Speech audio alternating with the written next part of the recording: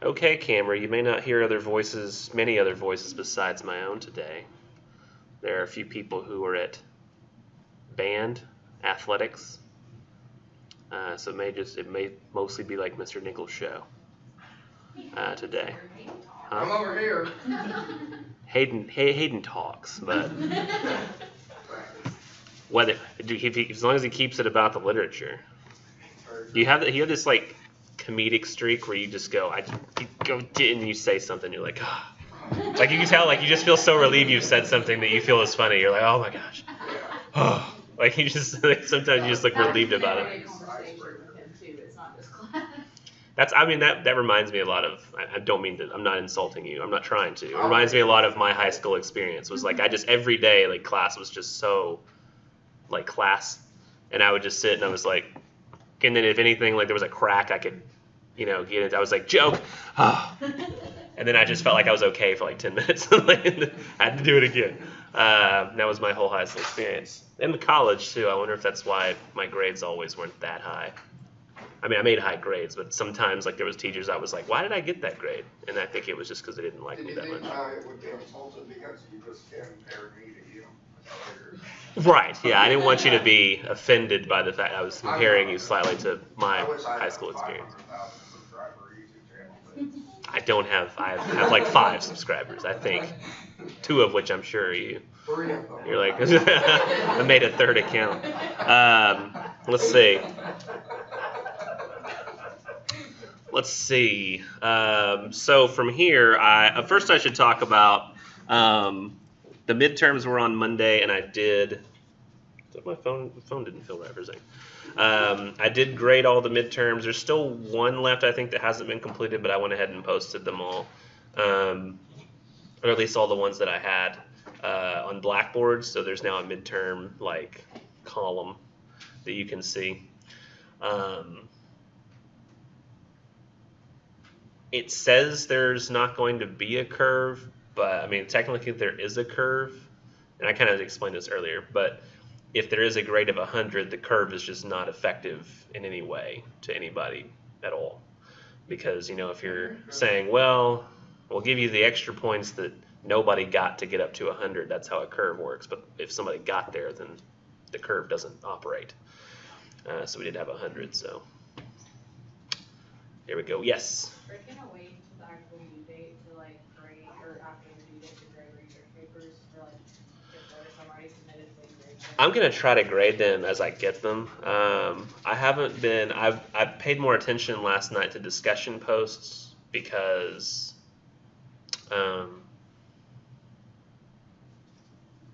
Tuesday I think was just a difficulty of working out baby scheduling and making that, I don't know, something was going on with the baby that we were having trouble scheduling out well, and by the time I sat down to try to grade, I just fell asleep in the chair. But last night I knew I had to get discussion posts graded first, and then before that I had to do plannings. So I did the plannings, then the discussion posts, and by the time I got done with that, it was 12:30, and I said I'll just leave all the critical evaluations since they're a group.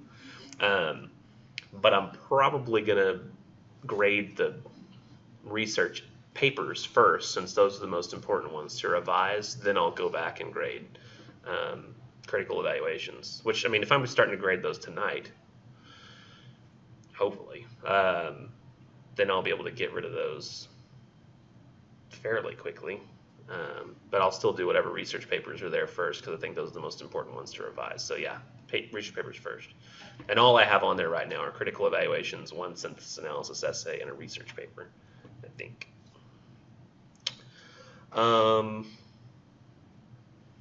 Let's see. I did turn off on the quiz the second attempt. I talked about that in another class. I was going to do that, like the second attempts are after a quiz. Was it? I said 5. So I was going to give you 3, 4, and 5, and then 6 on. I was going to. Now that is kind of. I did go into the quiz and make sure that the questions were. What's the word? Answerable. I actually changed a question because I thought why would I even do that? Like, I think the question was, which other poem did we have most resembles the end of the dead? And it was like Shelley's Mont Blanc, and it was just like, all this could be a matter of opinion, and I don't know why I ever made that a question, so I just got rid of it. I think I was talking about the snow outside, I think that's what I was talking about. It's snowy on Mont Blanc and it's snowy. And it's like, that's not thematically similar. It was a weird question. So I got rid of that in favor of something else. It was more like a rivets question. Let's see. Oh, does anybody's eyes ever shake? I just have my eyes just started like shaking. So let's see. We have today, which is discussing Yeats and Joyce. Then next time we're going to be discussing proof rock for like a few seconds. Then we might mention the Holloman and go, hey, look, Conrad quote. And then we're just going to jump into the wasteland for the most part because it's so hard. And then the research paper is going to be due Sunday before we talk about wasteland in class. You'll have to have read the wasteland and finish your research paper kind of on the same day, which is, it's hard. But then next week is the last day we talk about readings, because we're going to talk about wasteland on Monday, then we're going to talk about Auden and the rest on Wednesday. Then we have presentations the following week on Monday, then the exam after that. So we're actually really close. So make sure those research papers are coming in on time or you're not going to have any time to revise. And I don't know who you guys think are the cream of the crop students, like your personal opinions. Like if you think, man, that student, it's a good student. Those students have been getting 5s and 6s on the plannings the first attempt. So be aware that I might have an issue with the topic itself. Like there might be something that's not intended or I can't tell where you're going, or you didn't point out to me like the way they're similar, or there was nothing beyond the similarity that I could tell was going to be interesting about the paper. So just be aware of that. Yes. But this might be kind of a dumb question, but like because of like my planning grade or whatever, do I actually need to go in and fix that one typo and resubmit it to get the full plan? Not on the planning grade. Okay. No, I mean I would probably change it before you write the paper. Yeah, I did. Good. Yes, not. You typed a research paper on it. Shut up,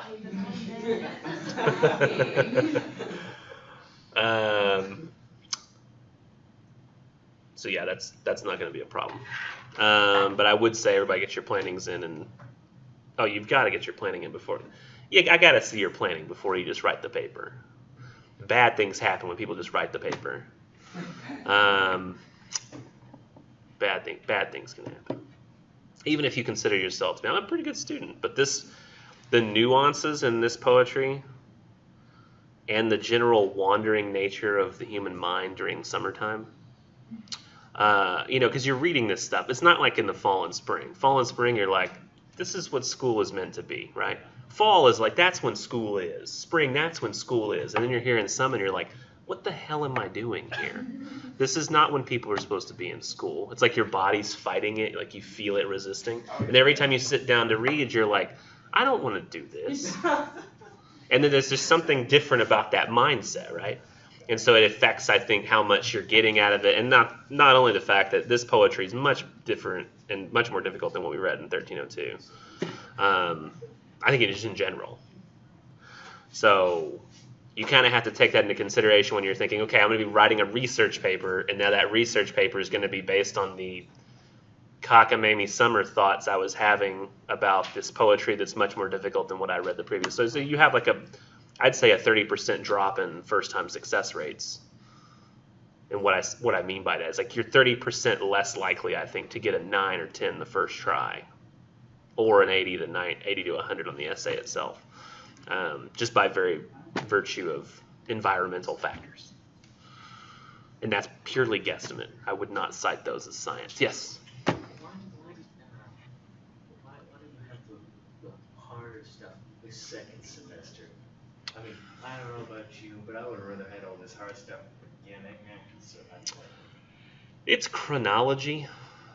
It's just sort of like, it starts like with the really long stuff like Beowulf, then moves into the slightly shorter stuff, which ain't so bad, but then as we get into second semester, then we start with the kind of shorter, easier to understand stuff, and then things just get progressively harder because of time, because you get into like the more modern stuff, and people are doing crazier things with poetry, and there's like less of the rhyming, which makes sense, and then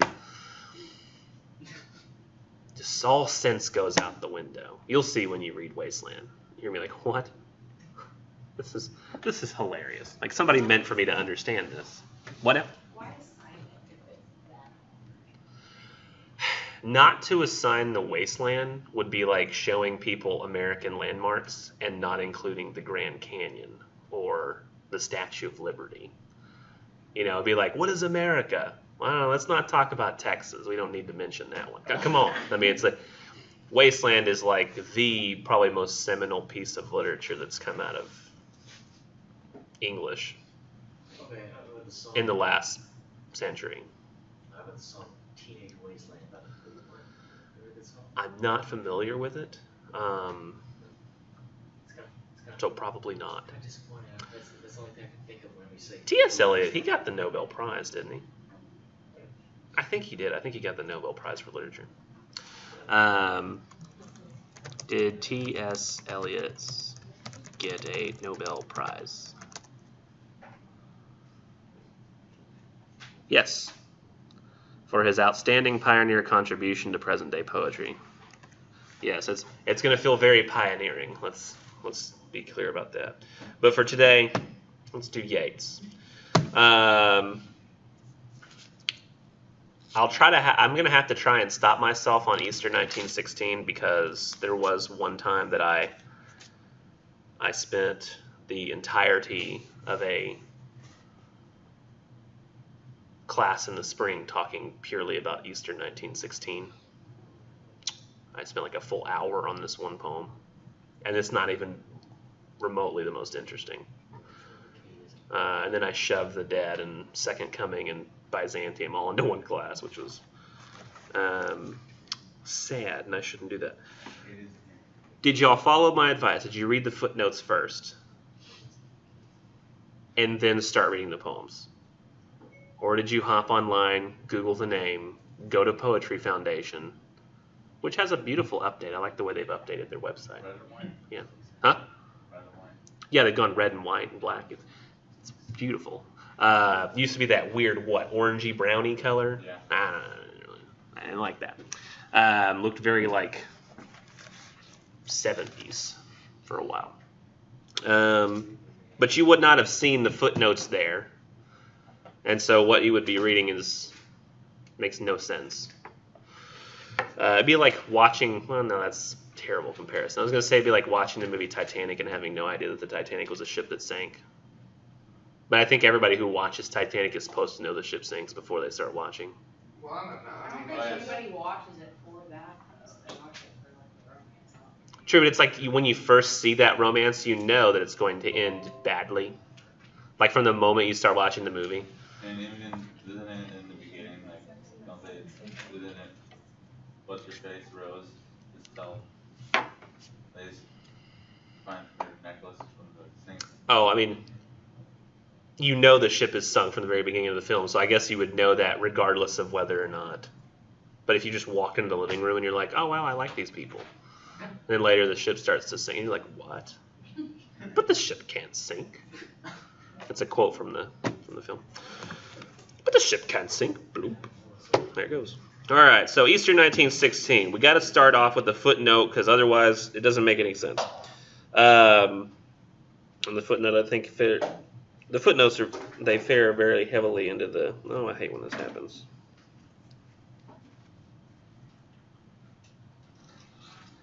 Sorry, hold on. Hold on. I have a hair I can't get off my shirt because I live with two females, 3 now, I guess. But their hair ties itself in knots in the dryer, and then it gets stuck in my. I saw a hair and I pulled on it, didn't come out because there was a knot of hair behind the hair. Does that happen to you people? Yes. Okay, good. Want to make sure it wasn't just me. I'm doing weird things on camera. I'm not going to cut that out. It's raw. It's real. Let's see. Easter 1916. So what you have to understand Oh, I hate using that phrase, but during the Easter Rising of 1916, Irish nationalists revolted against the British government and proclaimed an Irish republic. So they were under British rule, and they revolted against the government, and they claimed, they're like, okay, we are now an Irish republic. Nearly 1,600 Irish volunteers and 200 members of the Citizen Army seized buildings in a park in Dublin.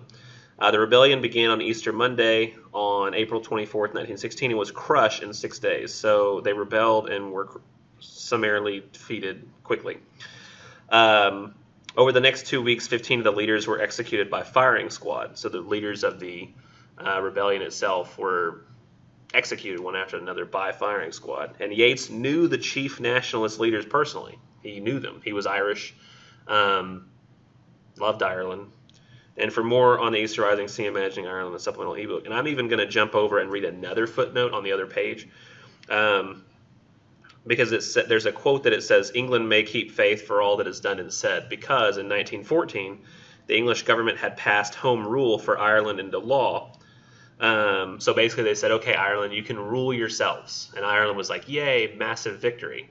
But 2 years later, when World War I breaks out, they said, oh, hold on, we're going to suspend that. So you can't rule yourselves. We're the ones who are going to rule you because a war broke out. And they're like, screw that. No, like you said we could rule ourselves. We want to rule ourselves.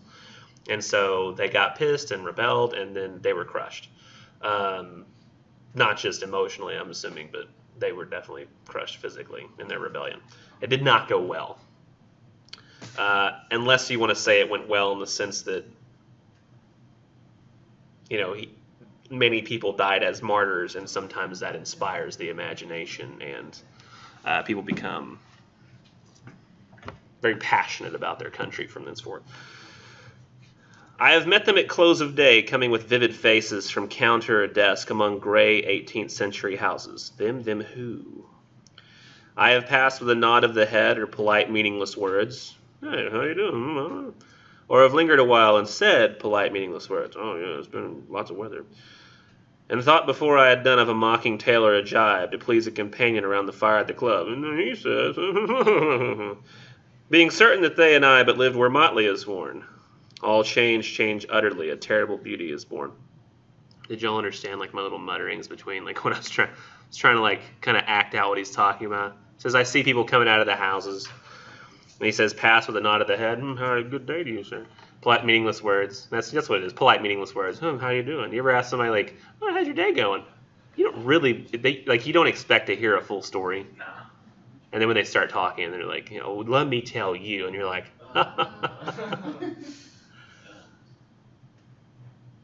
can somebody help me out? And then he says, lingered a while and said polite, meaningless words. Like you stick around and you keep talking like, oh, how's the weather? Oh, weather's rainy as it always is. I agree.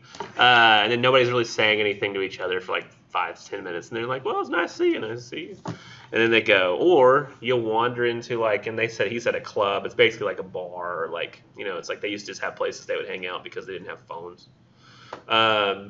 Which, I mean, we still have bars and stuff today, right? There's no like, is there tables to sit at bars? I mean, I guess I always see that in L.A. on the Kardashian show. They'll be talking in their house, and then the conversation will continue in a place that looks too rich for me to get into. And they're sitting around like drinking Ciroc or some crazy expensive thing. And they're just like, yeah, and then I was like, and then you were like, and then I was like. And I'm just like, what is going on? But I guess people do still talk, or at least at this time, they would go into a club, have a drink, and they would sit together and pass the time. You've seen old people still do this, right? You've seen like you go to like McDonald's in the morning, like for like a band trip, and there's a table of like 12 old guys, and they're all drinking coffee. And you're just like, I guess this still happens. Because like you don't really do that, right? I mean, you don't wake up in the morning and go have some. Do you feel like when you get old, you will drink coffee at like 8 a.m. in the morning and go to a restaurant to do it? I don't feel like that's going to happen with me. Dairy Queen, all the cops and old people meet up there. It's really weird. Huh. One day they're going to have a showdown. Take my land. Let's see. And then so he's really just talking about here that kind of situation, honestly. Like, old people go to McDonald's and have a conversation, or like you see somebody out in the morning, like when you're picking up your paper. Hey, if people even get papers anymore. You see somebody walking on the street, or like walking to the school, and you're like, I know you. Let's talk a minute. Or like at the store, I guess is probably the best comparison for us. There's no real other place I see people I know unless it's at school or at a store. That's about where I see everybody. But he thinks this is what Ireland was, right? This is Ireland. It's just, and he says to the point that being certain that they and I but live where motley is worn. You know what motley is, right? It's like the hodgepodge clothing worn by court jesters. Like, these aren't people where things are super serious. You know, this is, to me, it almost sounds like, I don't know if, does Texas have really heavy Irish roots? No. Not like name-wise, but I'm assuming that like many of the settlers come from like Great Britain and Ireland. I mean, I know a lot of people go to St. Patrick's Parade, but we feel like that's not for. Yeah, I'm pretty sure it's just for church. Well, right. I'm talking like, not like roots where like, you know, your family generations go all the way back to Ireland. I'm just talking like maybe your family many generations ago came from Ireland, even if you're not like fully aware of that now.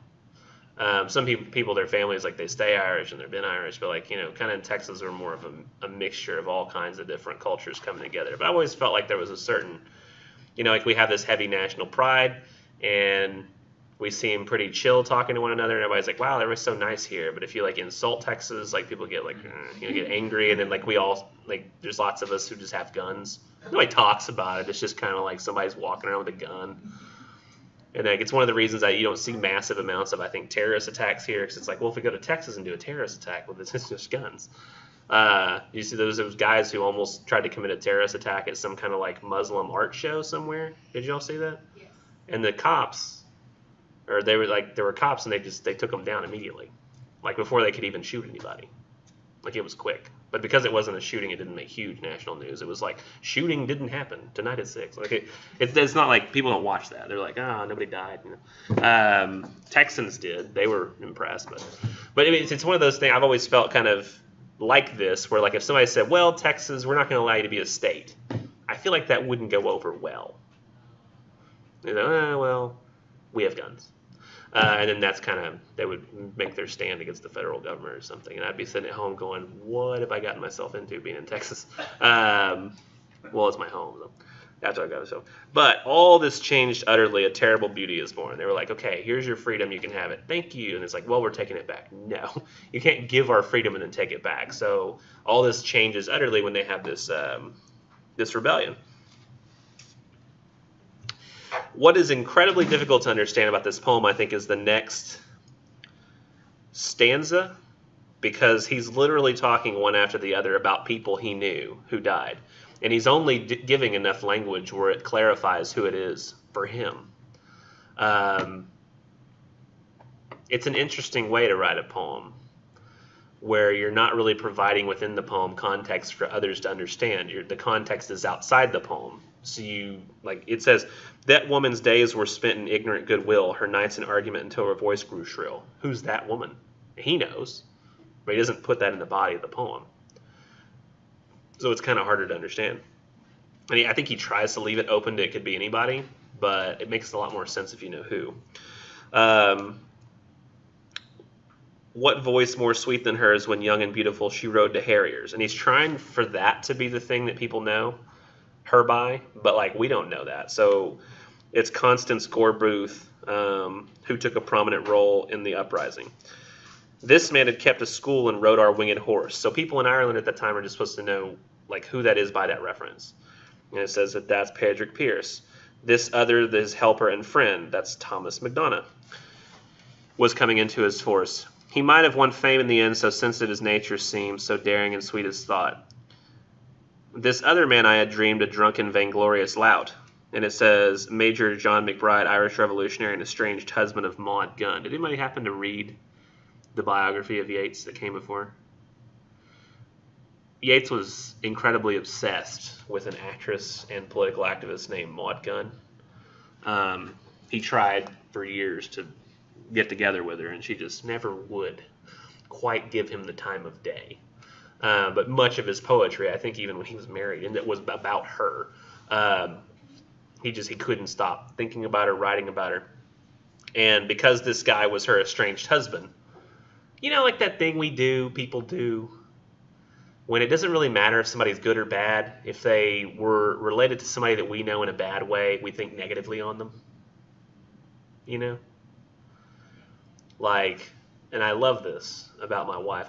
This is not a disparaging comment.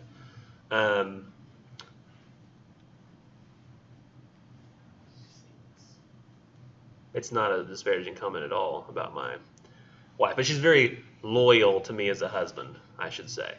So anybody that I have been in past relationships with, she looks on those other people, not like, oh, yes, just a normal human. No, it's more of people do this all the time. You get in a relationship and like whoever that person's exes are, you're just like, I don't like them.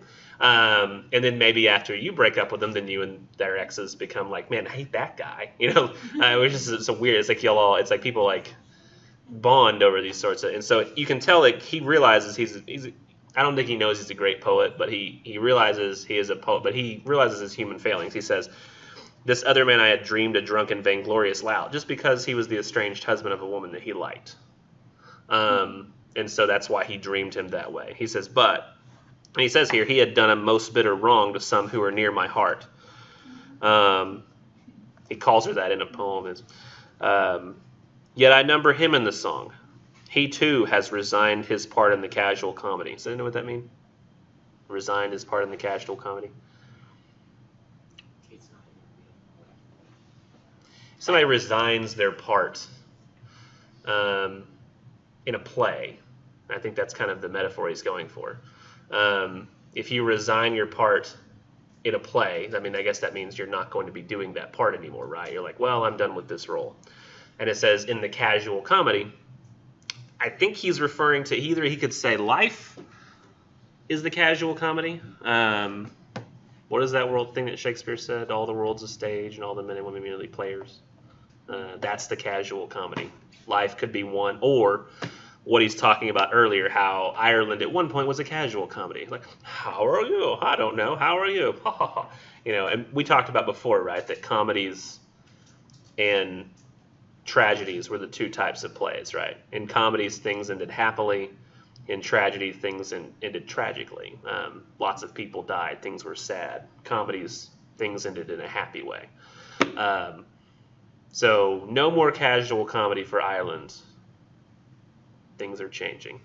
And he's numbering even people he doesn't like in this kind of remembrance. He too has been changed in his turn, transformed utterly.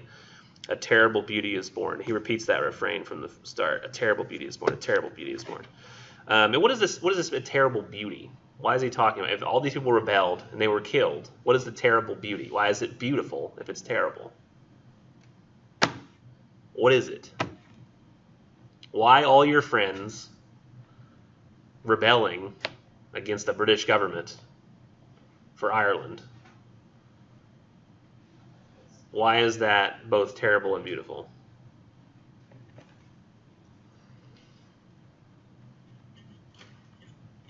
Because they're rebelling against someone that protects them. But But it's it's beautiful also, because they're all working together. and they're actually doing a movement. Beautiful because they're all working together, doing the movement for their home, Ireland. And why terrible? Because it's a rebellion They're thrown out of power. and they're attacking. Yeah, well, yeah, they're dead. They rebelled, they lost, they died. That's a terrible part. Yeah, You might say, and this is a comparison I think you could make, a lot of people would consider, if you happen to have this particular belief, if not, you can at least acknowledge the similar situation of a fella named Jesus, dies on a cross, tortured, right? Torture bad, terrible. But now people wear crosses on their necks and sometimes remember what it means. Nobody takes the sarcasm But, you know, it's a terrible beauty. People think, oh, yes, that was a beautiful thing that he did for humanity, but terrible that it had to happen, which I think is what he's trying to hit at here. And I think that he's using this sort of language and talking about the martyrs in these ways to almost recall like Jesus-like imagery, I think. Even though he's not particularly using this kind of imagery, the situation is so similar that you could kind of make that comparison a little bit. Now, this is the toughest stanza, the next one, of this entire poem, and it's really hard for me to understand, but I'm going to do my best. Hearts with one purpose alone through summer and winter seem enchanted to a stone to trouble the living stream. The horse that comes from the road, the rider, the birds that range from cloud to tumbling cloud, minute by minute they change. A shadow of cloud on the stream changes minute by minute. A horse hoof slides on the brim and a horse plashes within it. The long-legged moor hens dive and hens to moorcocks call. Minute by minute they live, and the stones in the midst of all. I feel like he's talking about the world sort of goes on around this stone, but hearts with one purpose alone, hearts that are moving together. Think of something like the only comparison I have right now. Does anybody know? Has anybody heard of Bill Browder? Does anybody know who that is? I saw the other day that like his opening statement that he's going to make in a Senate Judiciary Committee hearing about he's going to be talking about specifically the Russian oligarchy and Putin and how bad those people are. He's not even talking about, I don't think, Trump really at all. He's talking about how bad Russia is and what the Magnitsky Act is and why it exists. And he's talking about all these terrible things that Russia has done, specifically Putin in Russia has done. This guy like helped Putin for a while because he was taking out all these like bad guys in Russia, and then it turned out later that Putin was taking out all these bad guys so he could become the main bad guy. And so like he is getting a lot of money from like all these people, and so he's like one of the richest men in the world now as a result of the illegal activities he did. So everybody who like came out against Putin mysteriously died. Like it was the craziest thing. And there was this one guy who was in prison and eventually died in prison after a year, but he kept copious notes and made constant complaints, so there's a written record of everything that was done to him. But this Bill Browder guy, he has this whole like speech, and like every day, you know, like I get on like Reddit and look at funny things, and like I watch TV. And in this speech, you know, y'all do the same thing, right? Y'all like watch funny stuff. I mean, you worry about what you're gonna eat. Like, man, do I eat pizza or a hamburger tonight? I'm curious. Like, what? We could go either restaurant, friends. Which one do we? And then this guy says, 7 years ago, I felt guilty for the death of somebody that I felt very close to, who was defending me from the Russian government's actions. And for the last 7 years, I've dedicated my life to bringing these people down. And he just talked about all these people he's had a hand in, like trying to bring down, and like this act that he got pushed through Congress, like with the help of like John McCain, and like this, it's great, like all this work that this guy did. Like he's the stone troubling the living stream. Everything's trying to move along, but he's the one who's like, no, I will hold fast to this idea and I will stick here, and you can't move me from it. You've bound to have met somebody in your life like that before, who like their passion, they were so passionate about it, was like nothing else existed for them. Have y'all met somebody like that before? Like it's almost like that kind of person where like you try to be like, hey, did you watch anything on TV last night? I couldn't think about TV because I was so worried about what's happening in Russia right now. And you're like, yeah, okay. You're like the kind of people who really aren't fun at parties. But at the same time, like he's saying that those people can be like that. The world moves on around them and they just won't let it. They're like, no. Everybody needs to pay attention to this thing. It's a problem. And he says in the next part, he says, too long a sacrifice can make a stone of the heart.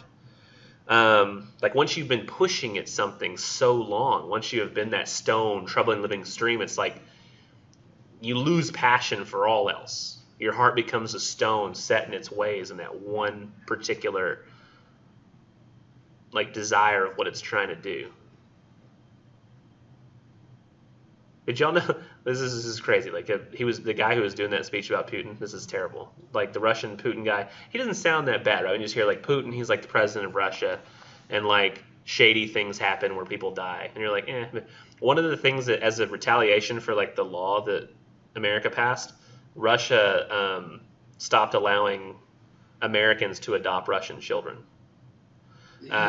Which sounds like, okay, well, so Americans can adopt Russian children, so I guess they adopt, European children, African children, South American children instead, right? So what's the big deal? But specifically, the ones that were getting adopted in Russia were the kids who had illnesses and nobody would take them, like they had like spinal bifida or other things, like problems like that, and so they don't let those kids get adopted. Or the kids who don't have health problems, but these Americans would come over and like meet these kids, and they have these health problems. They'd bring them over to America and take care of them. Huh? They did that in Russia because they passed a law in America that said that people can't keep your assets can be seized if you're found to have committed crimes against, like if you've been found to commit crimes, like bad crimes and like against humanity, then your assets can be seized and held in America. And a lot of people's assets are being held in America, and they have like land and houses and stuff over here. And so in a retaliation for basically Putin himself having his assets seized, he made it where sickly Russian children couldn't be adopted by nice Americans. Like it's a weird like retaliation. It's like it's like long hit him where it hurts. Everything. It's like you're hurting your own people, like, and it's such a strange. It's like a complete disregard for like human decisions. But I didn't know any of this stuff, and I was reading about it, going, "Good Lord!" And this guy's been like dedicated his life to this thing, and I'm sitting here like talking about a Yeats poem about Easter. No, it's not really about Easter; it's about a rebellion. But still, I mean, it does give me an opportunity to then talk about this stuff. But he does warn here. He says, too long a sacrifice can make stone of the heart, where you push so long for something like this that your heart becomes a stone. And you can never give it up, and you can't think of anything. He says, oh, when may it suffice? Even when you win, you feel like there's something more you should be doing. Like if everything, you ever seen like the movies with like the like military guy who I think of like people who like come back from the military, like the war in Iraq, and they just immediately apply to go back. Like they've been working so hard toward, they can't just like come back into regular life and be like, yeah, let's go get a cheeseburger. It's like no, everything's been so geared toward winning the war for so long, I just have to go back and keep going at the war.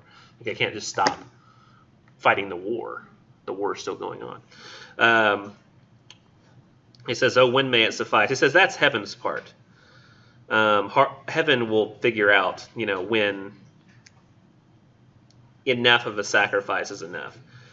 And he says our part as people of a country that is doing something like this, says our part to murmur name upon name as a mother names her child when sleep at last has come on limbs that had run wild. What is it but nightfall? No, not night but death. Was it needless death after all? For England may keep faith for all that's done and said and give us back our freedoms, like, in a couple of years once the war's over. We know their dream enough to know they dreamed and are dead, but what if excess of love bewildered them till they died? Love for their country, love for their people. And he says, I write it out in a verse. Now he mentions those names of the people he was referencing earlier. McDonough and McBride and Connolly and Pierce, now and in time to be, wherever green is worn, or changed utterly, a terrible beauty is born. It's like when people wear green in, like, I guess St. Patrick's Day, or like, I don't know if people wear green a lot in Ireland, but if they do, I think anytime green is worn, essentially, like, we're going to remember those who died today. And they are changed utterly, a terrible beauty is born. Basically talking about their martyrdom. You know what a martyr is? Somebody who dies for a cause. Sometimes people get lucky. Did y'all hear about there was some girl who was like, I can't remember, some like Iraqi or Afghanistan girl. I think one of y'all maybe even wrote a paper about her, but she like was trying to teach people that what was going on with ISIS, like ISIS is evil, they're evil people, and like she was trying to preach that like over there to people, because her dad was like, he had given her an education and she knew these things. She was like a little 11 or 12-year-old girl, and like terrorists, like an assassin, shot her in the head, and she survived. And she's still going out and talking about the same things over and over again. But she totally could have ended up being a martyr, you know, somebody who dies for their cause, and then it ends up pushing the cause more than it was supposed to. God, like what? I'm trying to think of like. Well, I mean, it's hard for me to go to another example, but I mean, Jesus is a perfect example of like the perfect martyr, where like they're like, we kill this guy, we get rid of the whole movement, and then Christianity is like, in terms of like, if you at least think of from an economical perspective, basically the dominant religion in the world, right? What was that? I heard a comedian, he was saying, if you want to talk about like, you know, like which religion has won the world, it's Christians. Christians have won, and I was like, what is he talking about? And he said, like, think about years. Like, what year is it? And they were like 2016. And he was like, yeah, because of Jesus. He was like, it would be like some other number if they use another starting point. But no. It's the year that they assume that Jesus was born. That's the year that they start with. I think that China might be different. They have like a different set of years, I think. But that's true martyrdom. It's like somebody became like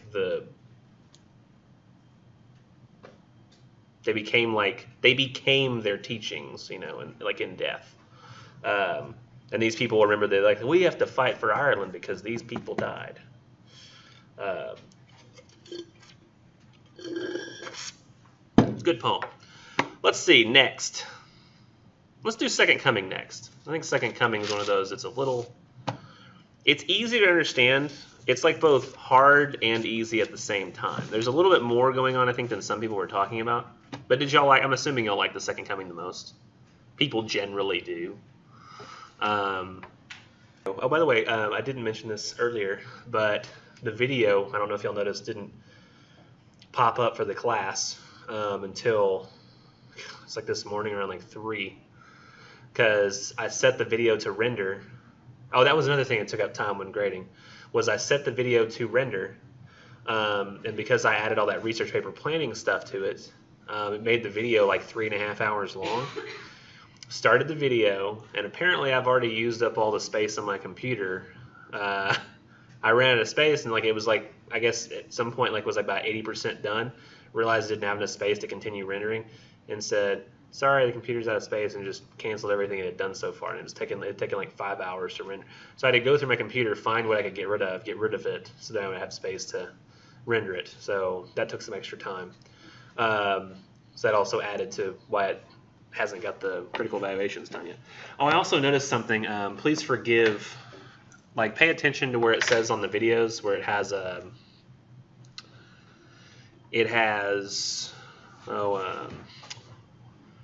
the little placard I put at the beginning, like the title cards.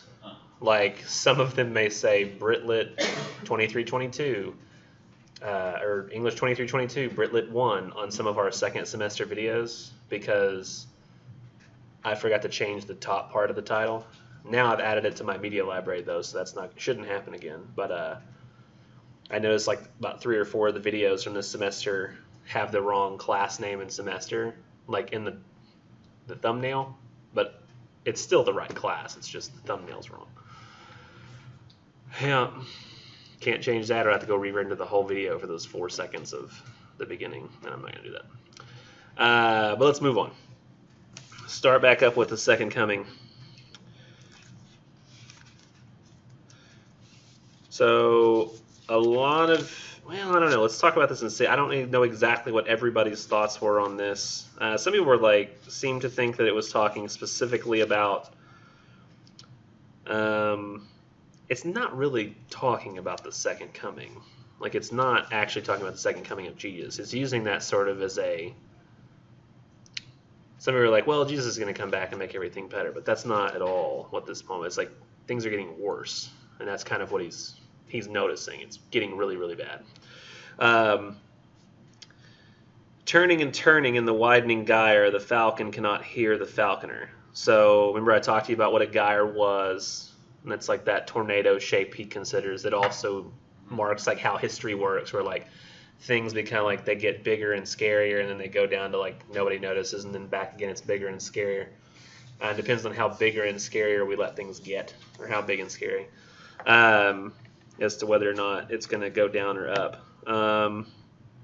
I talked to you about the other day, like kind of like the 50s was like in the 40s and 50s were kind of like a religious resurgence, I guess, in America, and a lot of things were like at it, but then kind of seemed to go down as we were getting toward like the sciences of like the 90s and the 2000s, and everything seemed like it. But now I think religion's kind of surging back again. Or like I guess faith versus science, that argument, which I don't really think that those are mutually exclusive, but a lot of people do.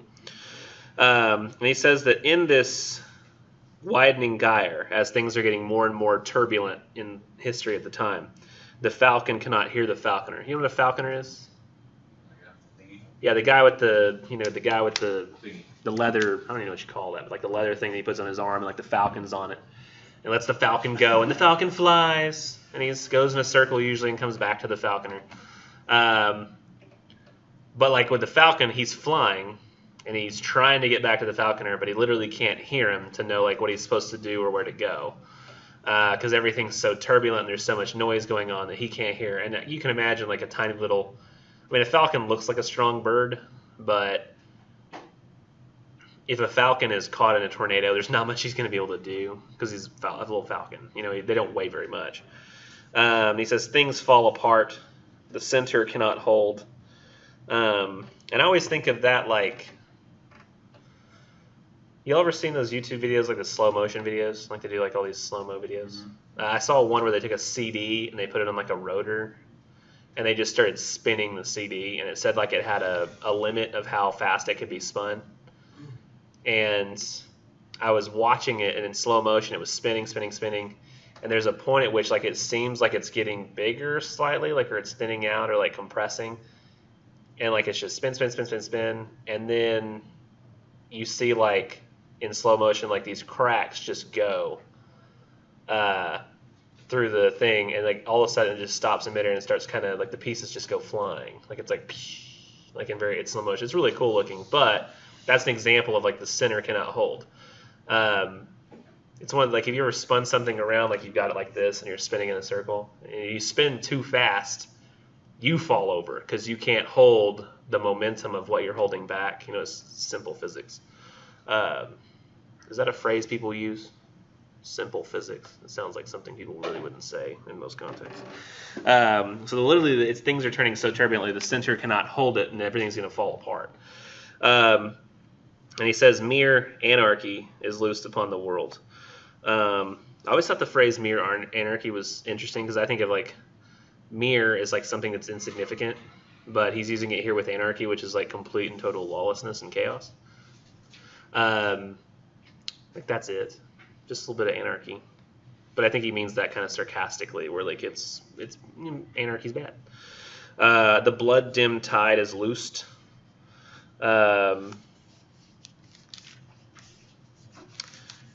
Which the blood-dimmed tide, I guess this is around the start of World War I he's writing this, or as World War I is going on. So like the fighting was so bad at times and like killing people as they're arriving on the beaches that like the tide was actually, there was so much blood in the water that it was the tide itself as the water was coming in had blood in it, and it was visible. That would be kind of frightening to see. Like there's so much blood there that it's coloring the water. And everywhere the ceremony of innocence is drowned. So no longer can people even be innocent because there's so much going on. And the best lack all conviction while the worst are full of passionate intensity. I think of that almost like Hitler's rise. I mean, he's talking about this before Hitler, but when he says the best lack all conviction while the worst are full of passionate intensity. Think about Hitler. He's full of a passionate intensity, right? Pretty bad guy. Like he's the worst of the worst, and he's full of this passionate intensity, and he's like, as we get rid of all the Jews and blah, blah, blah. And then like the best people, like the good people, they're like, yeah, we should stop him. We got to stop that Hitler guy. Somebody else will, I'm sure. And nobody actually ends up stopping him. They let him get to that point because the good people, they have so little conviction. They're like, well, I've got so much to worry about. There's no way a Hitler is going to rise to power. There's no way that somebody's going to take a message of like kill all Jews or like get rid of all the Jews, and that's going to be something that actually ends up happening.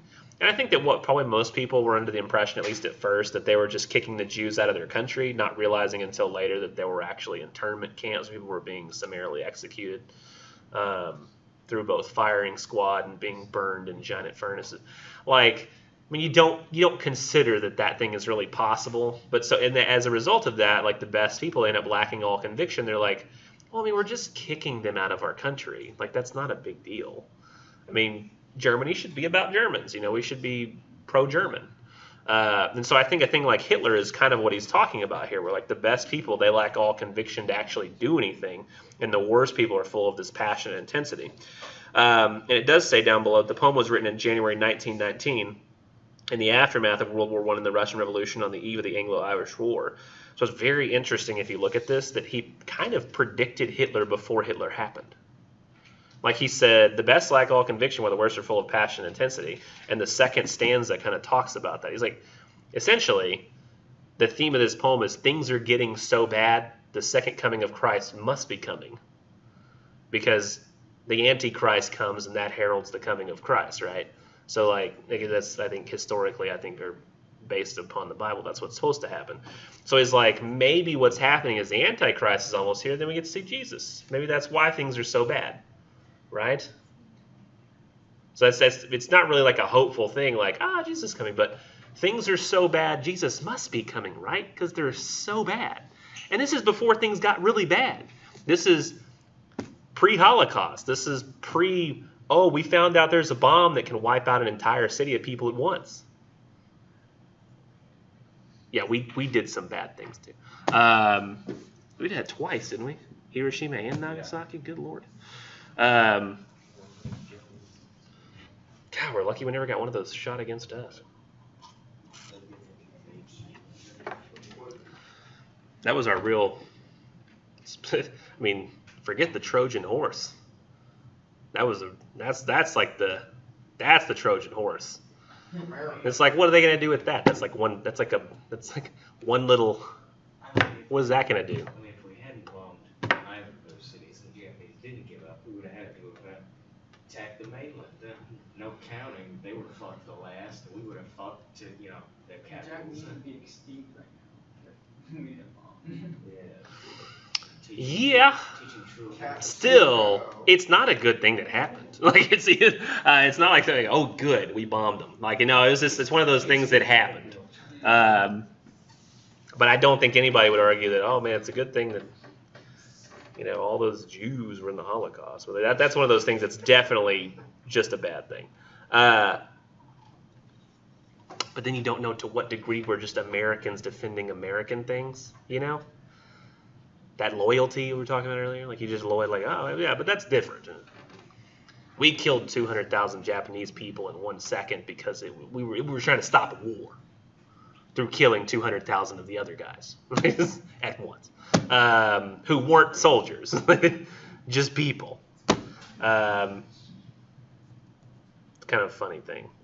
It's like, what is the right answer? But this is where he starts in the second stanza.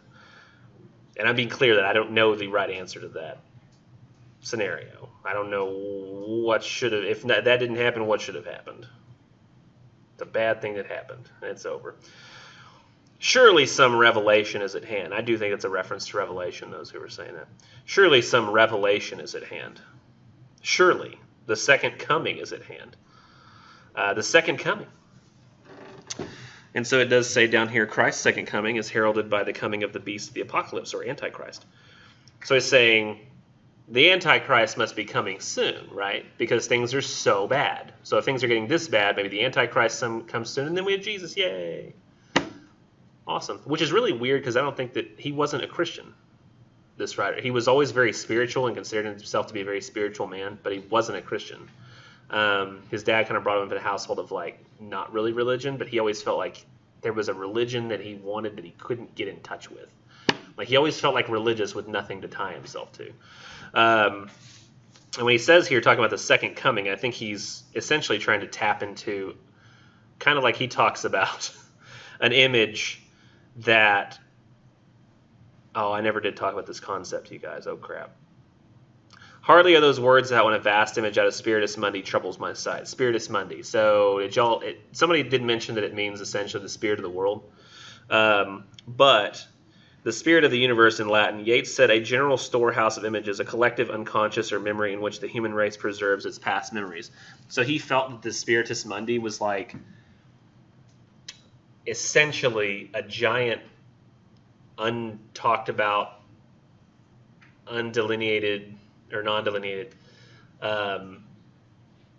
storehouse of images that we all had access to, like things that make everybody uncomfortable or that we all are aware of.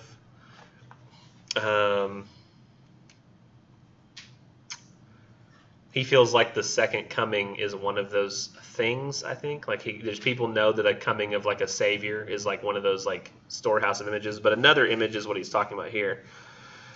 He says a vast image out of Spiritus Mundi, basically like the whole memory of the world, troubles my sight. He says somewhere in sands or the desert a shape with lion body and the head of a man. And what is that? Shape with lion body, head of a man. Yeah, it's like the Sphinx. I mean, we're in the desert, we have lion body, head of man. It's got to be the Sphinx. A gaze blank and pitiless as the sun is moving its slow thighs. So the Sphinx is starting to move, while all about it real shadows of the indignant desert birds. So the Sphinx is starting to move, and it says here, I'll go ahead and finish the poem out because it makes sense where it's going. And he says, the darkness drops again. He says, but now I know that 20 centuries of stony sleep were vexed to nightmare by a rocking cradle. And what rough beast its hour come round at last slouches toward Bethlehem to be born. So,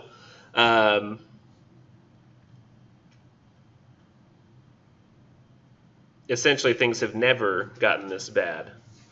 And we must have like this Antichrist that's coming. And essentially the Sphinx is like heralding the coming of the Antichrist, like this giant Sphinx moving through the desert. And you're like, oh, something must be happening.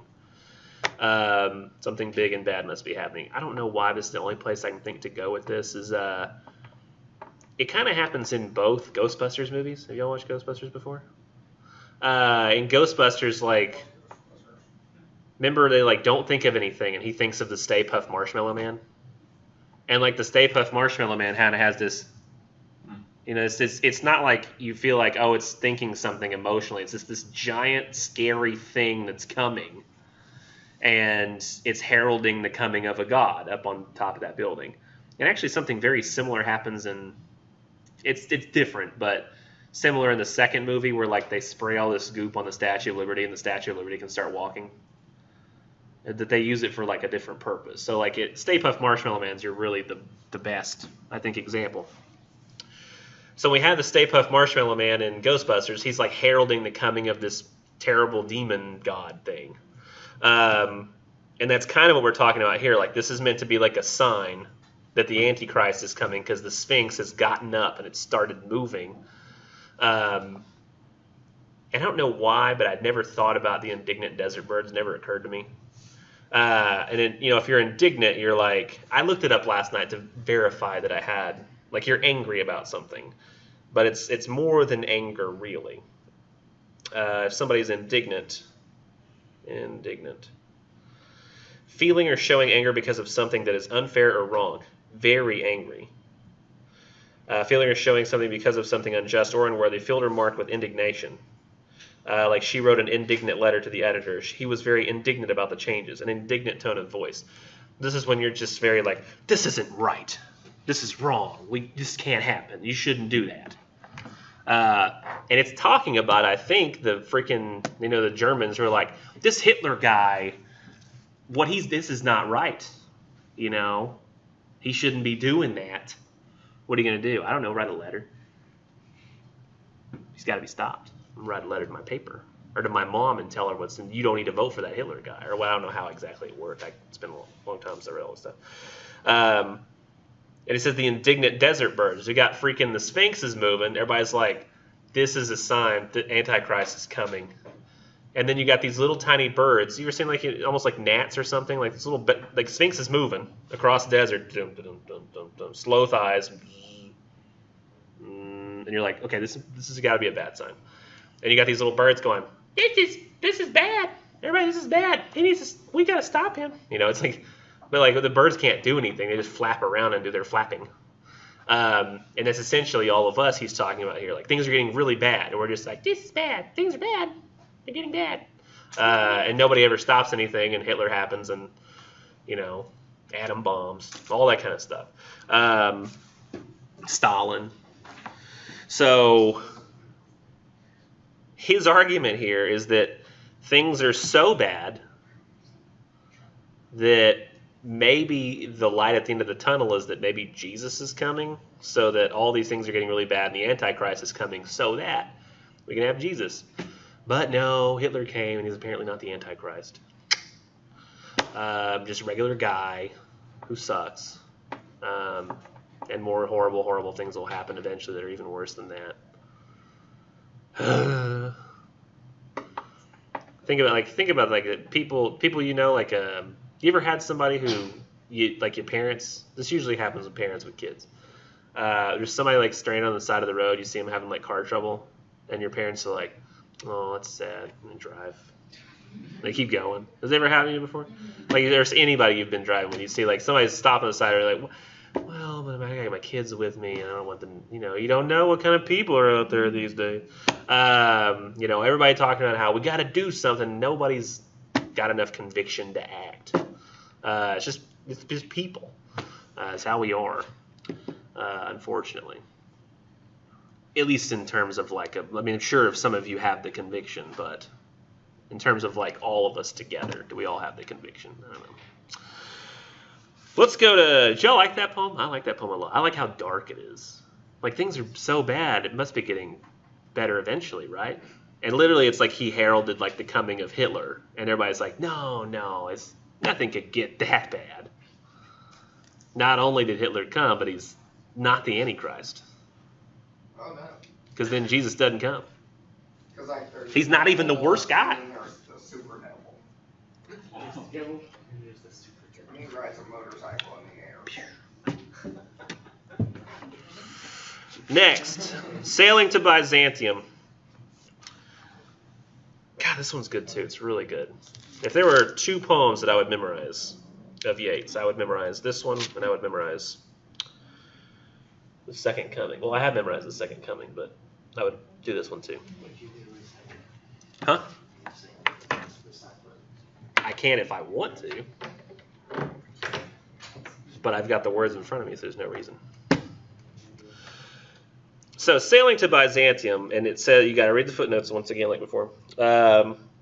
Yeats wrote in a vision, I think that if I could be given a month of antiquity, meaning like go to the ancient worlds, and leave it to spend it wherever I choose, I would spend it in Byzantium, now Istanbul, a little before Justinian opened St. Sophia and closed the Academy of Plato.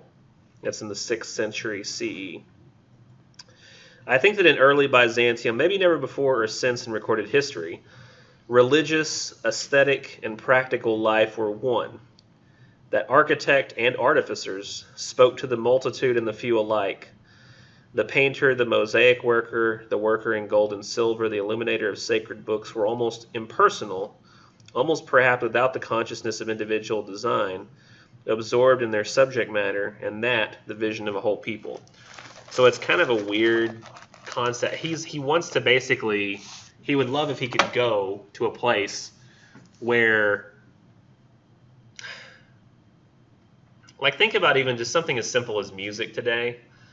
I don't know if he necessarily means like a difference in style, but I think he kind of does. Like today we have rap music, we have country music, we have hip hop music, we have rock music. I mean, these are all different types of music moving in different aesthetic directions. Some people are like, yeah, I want that hard like sound. Some people are like, oh, I want something soft and light.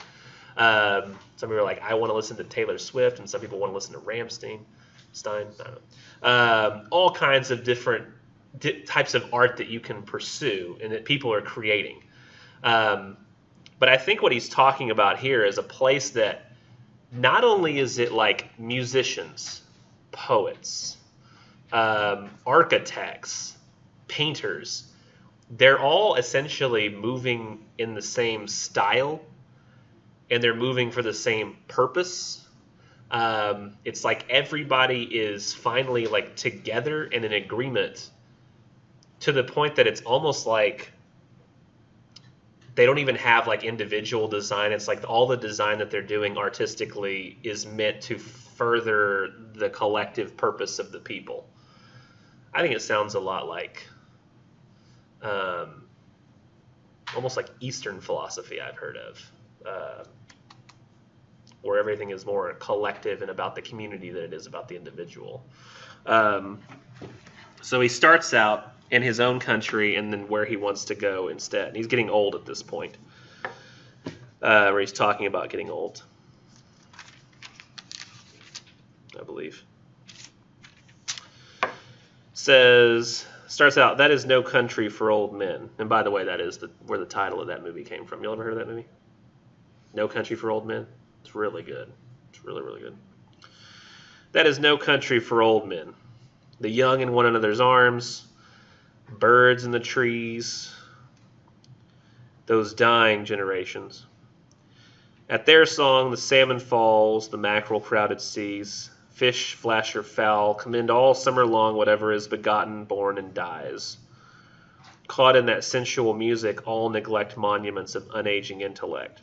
It sounds, at least to the images that he's presenting here, and he's a real imagistic kind of guy. He'll just kind of throw images together and expect you to sort of create a meaning out of those side-by-side images.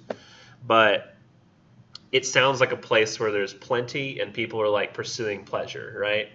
Like they're all about the now and like, you know, like lovers in each other's arms, like plenty of fish and fowl in the sea, like they're caught in sensual music, and they all neglect monuments of unaging intellect. And he thinks that that's bad. So that which is old, that which is going to last forever, people seem not concerned about that. He basically have problems with every single one of my students. I mean, I don't have a lot of students who are like, you know what? I probably should go read Plato's The Republic. It's had a huge effect on history. But he's like, you know what? There's this YouTube video where a guy's doing a playthrough of a Minecraft mini battle. Like, I should do this. I could spend my time looking at this today. I think that he would have I think he would look at today and be like, "Are you serious? It's gotten worse." Like he's like, "Are you kidding me? Like this is like people aren't paying attention to anything." Nobody seems to acknowledge the past. We can't even acknowledge the past of something as recent as the invention of vaccinations. Like I don't think he would care about that. He's more talking about art here, but like vaccinations, they're good. They get rid of diseases. But then since people have never seen the diseases, they're like, vaccinations don't work. Vaccinations are stupid. They're like, no, vaccinations keep people from getting horrible sicknesses. Right. So people that they have no sense of history or what came before, and he has a problem with that. What? I do now because I watch National Treasure on a daily basis. Say again, what?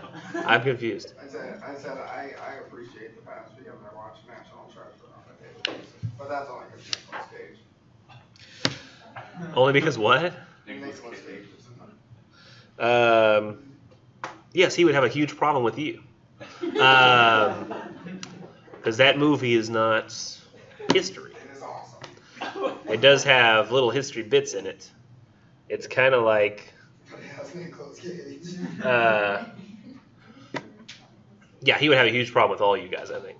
Well, I mean, does anybody sit around and like, is anybody saying, I've been trying to like, as a result of like pressures of things like this, I'm consciously trying to, I can't do it all the time, but I'm consciously trying to read the classics. I'm reading things like Sophocles and, what was the other guy? Euripides and, Kind of does stuff like that.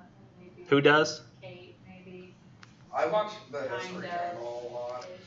But I find myself really enjoying the other things I'm reading, like little sci-fi books, better. I fly through those, but when it comes to like a Sophocles, I'm like, Sophocles.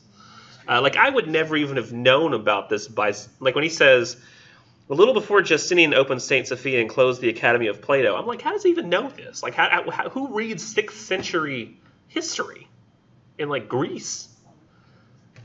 Like, I don't do that. Like, how do you even get into a situation where you're like, you know what? I think I'll read some history of the 6th century. Like, I'm never in a situation where, so it's like, I'm sitting here teaching English, and I think that he would still be like, you're a failure.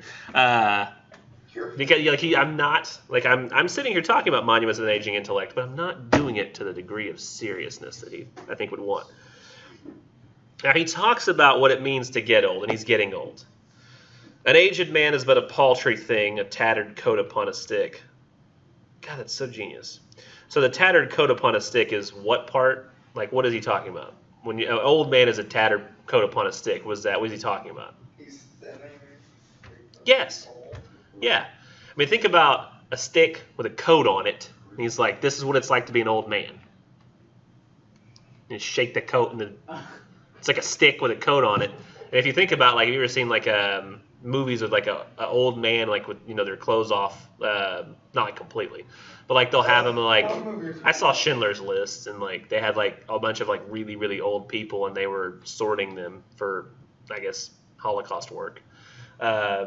Internment camps, and like they had really old men, and they did look like they were just, it was hard for them to move, and they just, like, you could see their bones, and then the skin was really thin. So that, I think that's what he's talking about, is like when you're old and you look like a tattered coat upon a stick is how you feel, a paltry thing.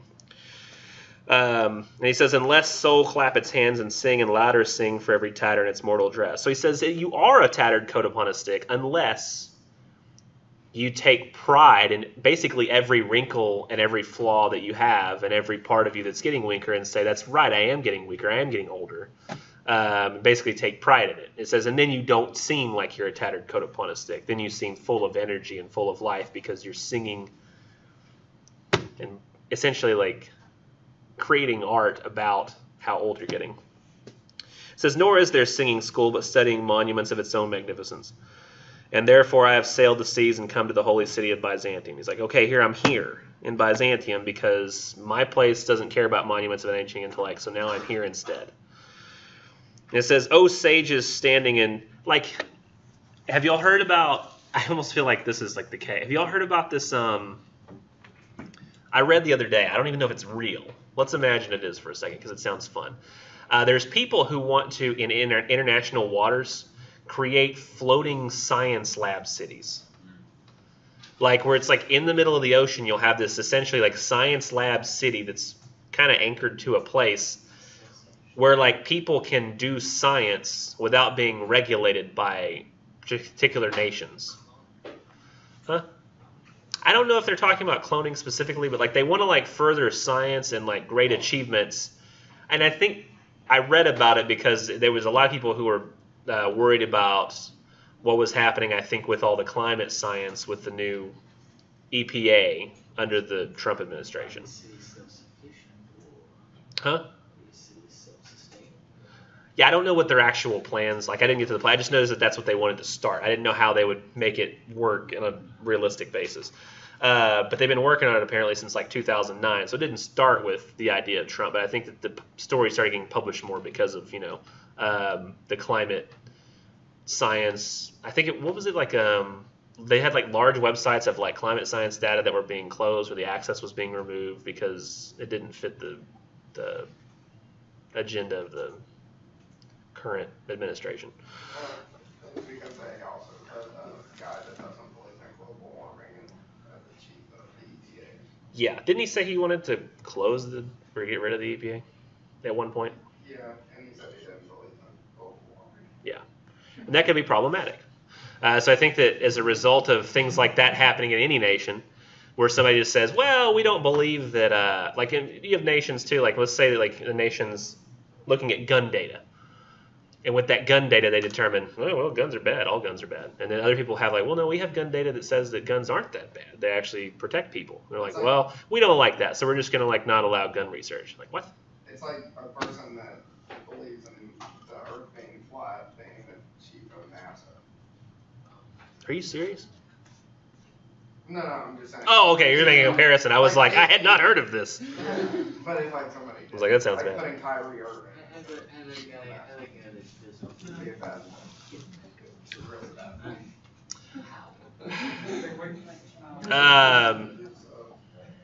So there's these people who've talked about maybe having a floating city where they can pursue science and not have to answer to anybody or be under anybody's rule of law.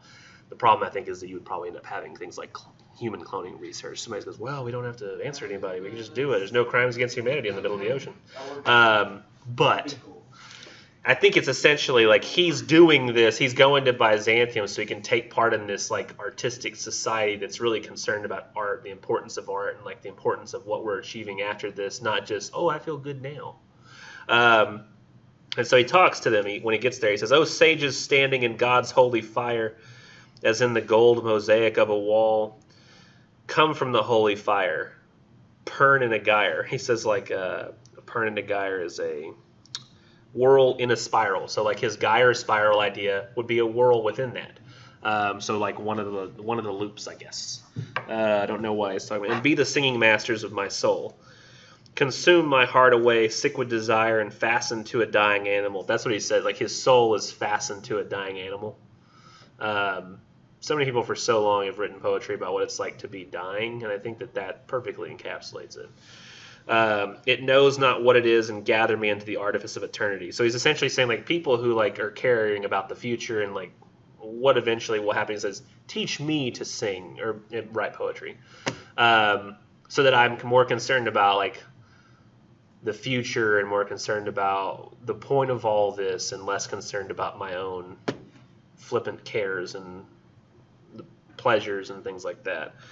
And he says, once out of nature, I shall never take my bodily form from any natural thing, but such a form as Grecian goldsmiths make,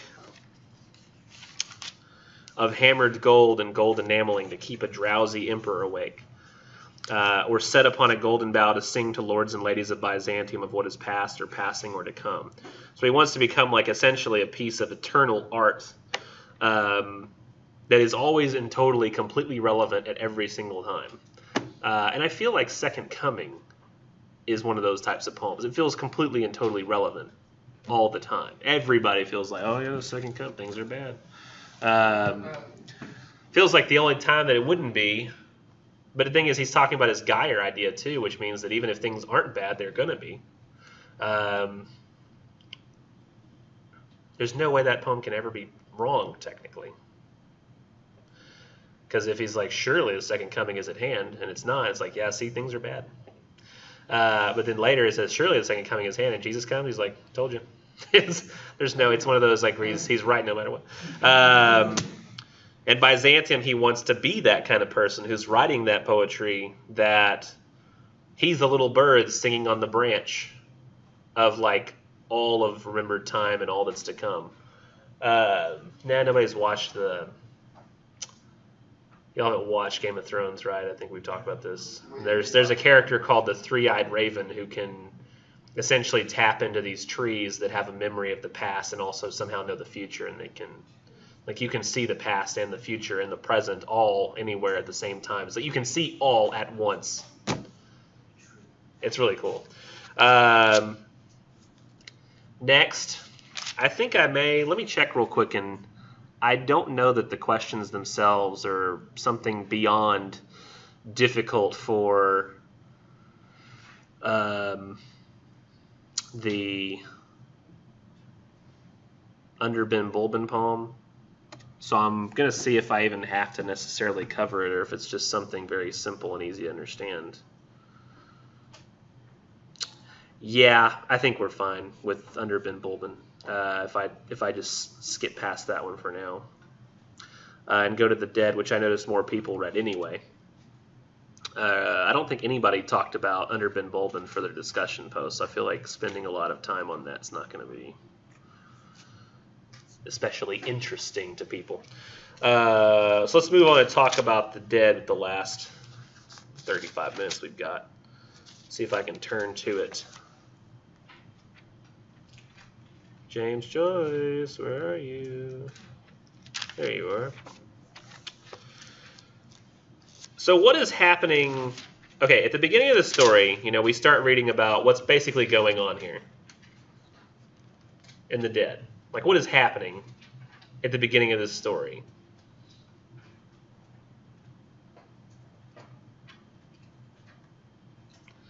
What is the situation inside the home that everyone's going to? Anybody? Somebody else. Would it not be a funeral on what you said? It is not. No funerals here. Oh yeah, didn't I make that misleading comment about a funeral last time before we left? I don't know. Now that explains some of the discussion, but I made a misleading comment to see if people didn't read the story, like what they would think about it. It's not a movie. It might be like a little YouTube video. No, it's okay. The dead. I don't know if it's the right movie. Did you watch it? 2012. That was, They might have made a short film version of this. no, it's a real movie. I don't know how they make a whole movie out of this. Seems like it might be a 45-minute short film. There's a movie called The Dead. Is it this story or is it a different story? I don't know, but there's a movie called The Dead. Okay. I don't know why you guys would assume that they made a movie about. Oh, the dead. It's a gathering. It was 2010. 2010. They arrive and there is a gathering of people, like a holiday gathering. It's just everybody's kind of getting together. They're having a good time. And what is Gabriel going to do? What is he like really worried about what he's going to be doing at this gathering? He's going to do something at it. He's hoping it goes well. What's going to happen at the gathering? What's going to happen?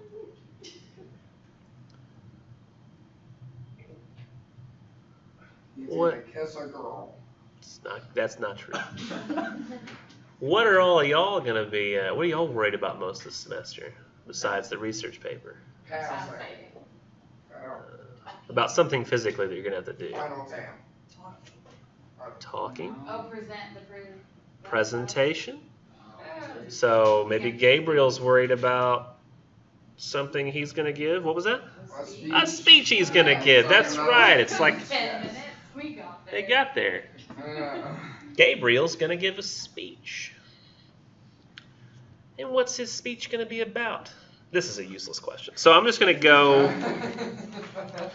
While he's at the party, somebody figures out, I believe it's Miss Ivers. She says, Gabriel, I noticed you've been writing for that British paper. You don't seem like you're writing very Irish things. You seem not that concerned about Ireland. And she kind of calls him out, and he gets a little pissed off, and he's like, feels like he's being cornered, and now he barely even wants to give his speech, which he was really excited about, because somebody's essentially attacked him for his lack of patriotism. Like, they're going to be going on a trip to an island, like the islands, like the Irish islands, and he's like, I don't want to do that. He's like, I've got other plans. I've got plans to, like, bike through Europe or something like that. And he's like, I don't want to do that. Or maybe it's biking through England. I can't remember exactly where they're biking. But he says, well, she says to him, she says, why do you go to France and Belgium instead of visiting your own land? And he says, well, it's partly to keep in touch with the languages and partly for a change. He says, haven't you your own language to keep in touch with, Irish? He said, well, if it comes to that, Irish is not my language. And at this point, the neighbors and everybody in there start listening. They're like, what are they talking about? They seem to be getting pretty heated. And she says, and haven't you your own land to visit that you know nothing of, your own people and your own country? And he says, well, to tell you the truth, I'm sick of my own country, sick of it. Why? And he did not answer. She says, why? And then she says, of course you've no answer. So she's like attacking you. Like, is there somebody, how would you feel if, like, you're Texan? And somebody's like, you don't love Texas. And you're like, maybe you don't. Maybe you don't know anything about Texas history. You don't know anything about, like, what Texas is and what it means to be Texan. So you're like, I can't answer this. And you're pissed. Huh? Well, he couldn't. And then she yelled at him, you West Briton. He's like, so I guess that's bad. And then the wife, he says, she was talking to me about wanting to go to Ireland. She's like, oh, I want to go there again. Let's go there. And he's like, no, you don't understand. It's not what. So he's all worried now because there's a lady there who's been kind of contentious, and he's got to give this speech.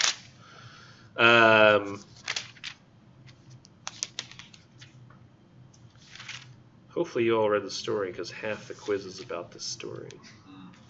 Let's see. So I'm going to go ahead and read probably 2 full sections of this story because I think it helps to understand exactly what's going on, and I think it'll help you as well. He gives a speech at this gathering put on by his aunts who like to put on gatherings, and they do this once a year. And everybody's like, oh, yes, all 3, and they're the kind of old ladies. His aunts are pretty old. And him and his wife are there, and he's been asked to give a speech because I guess he's the writer of the family or whatever, but he decides to give the speech. And so he gives a speech talking about, I guess people used to do this back in the day at like, gatherings or parties or whatever, like somebody would, speech, he's like, oh, ladies and gentlemen. And so he stands up to give one because I guess that's a thing they do. Well, I don't really do that at, parties these days. We all end up talking politics, and our wives sit there going, please stop talking politics. And like, we're having fun. But nothing like this where somebody gives a prepared speech. But that's what he does. And I want to tell you what the speech is. And he says, and I'm not going to do it like in an accent or anything, like an Irish accent, but I'm going to do it like I'm actually trying to give a speech. And I want you to pay attention to the things that he is saying are important in this speech, because they become really important when I read the end of the story later. Because I essentially think that what he talks about here in the speech about what we should all be doing as people at this party or like people in the world goes completely against what he comes up with later near the end of the story. Ladies and gentlemen, it is not the first time that we have gathered together under this hospitable roof, around this hospitable board. You ever heard of room and board? Somebody has room and board, that means like a place to sleep and food to eat. Board means table. Like it's just talking about when you say room and board, it's you get a room and a table to eat at. The big board is the table. So you get place to stay and food. So he's talking about the table. Under this hospitable roof, or on this hospitable board, it is not the first time that we have been the recipients, or perhaps I had better say the victims, of the hospitality of certain good ladies. And he pointed at his aunts, and they were like, oh, stop. They start like acting bashful. And he says, I feel more strongly with every recurring year that our country has no tradition which does it so much honor and which it should guard so jealously as that of its hospitality. It is a tradition that is unique as far as my experience goes, and I have visited not a few places abroad among the modern nations. I should mention that at some point in the party, Miss Ivers left, and so he's now like really excited about this speech because the lady he thought was going to like hoot and holler the whole time, like boo, boo, like the whole time he was doing the speech, she left. So now he feels like especially like happy because he doesn't have to worry about that anymore. You ever like, you going somewhere and you're worried like your ex is going to show up, and it turns out they couldn't go that night. You're like, yeah, let's have fun. It was going to suck, but now it's awesome. Some would say, perhaps, that with us it is rather a failing than anything to be boasted of. But granted even that, it is to my mind a princely failing, and one that I trust will long be cultivated among us.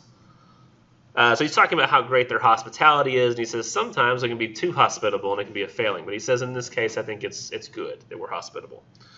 And we know what I mean by hospitable. You're willing to help everybody out. You're willing to cater to people, be nice to people. I feel like Texas, we have a lot of that. I've always felt like Irish and then Texas, we have a lot in common. Like, we're you considered us to be like hospitable people. I think people always holding doors for me and stuff like that, and like waving to me while I'm driving down the street. Have y'all ever looked in the windows of like cars as you drive, and like you realize a lot more people like wave than you would think? Like they just go, you're like, okay. Like a lot of old people just go, hey, what's up? Of one thing at least I am sure. As long as this one roof shelters the good ladies aforesaid, and I wish from my heart that it may do so for many and many a long year to come, the tradition of genuine, warm-hearted, courteous Irish hospitality which our forefathers have handed down to us and which we in turn must hand down to our descendants is still alive among us. And they're like, yeah, you're right. They're hospitable. Good. The answer great. And then he goes back and then they calm down. He says, ladies and gentlemen. A new generation is growing up in our midst. A generation actuated by new ideas and new principles. It is serious and enthusiastic for these new ideas, and its enthusiasm, even when it is misdirected, is, I believe, in the main sincere. But we are living in a skeptical, and if I may use the phrase, a thought-tormented age. And sometimes I fear that this new generation, educated or hyper-educated as it is, will lack those qualities of humanity, of hospitality, of kindly humor, which belong to an older day. Listening tonight to the names of all those great singers of the past, it seemed to me, I must confess, that we were living in a less spacious age. Those days might, without exaggeration, be called spacious days, and if they are gone beyond recall, let us hope at least that in gatherings such as this we shall still speak of them with pride and affection, still cherish in our hearts the memory of those dead and gone great ones whose fame the world will not willingly let die. Hear, hear, said Mr. Brown loudly. He's a very boisterous guy. Hear, hear. So he's talking about how he said, we live in a skeptical and thought-tormented age, and people are hyper-educated, to where they don't care about people anymore. It kind of is one of the same problems of, like, remember Dover Beach?